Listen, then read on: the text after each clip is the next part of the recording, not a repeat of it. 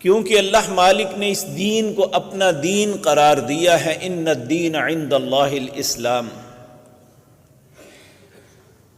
اللہ کے نزدیک دین اگر ہے تو صرف اسلام ہے۔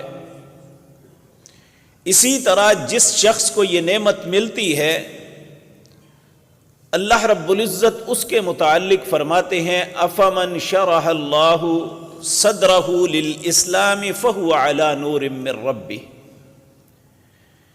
جس بندے کے سینے کو اللہ اسلام کے لیے کھول دیتا ہے، حقیقتاً اس شخص کے سینے میں اللہ کی طرف سے نور آ جاتا ہے۔ میرے بھائیوں، یہ بات ذہن میں رکھیں،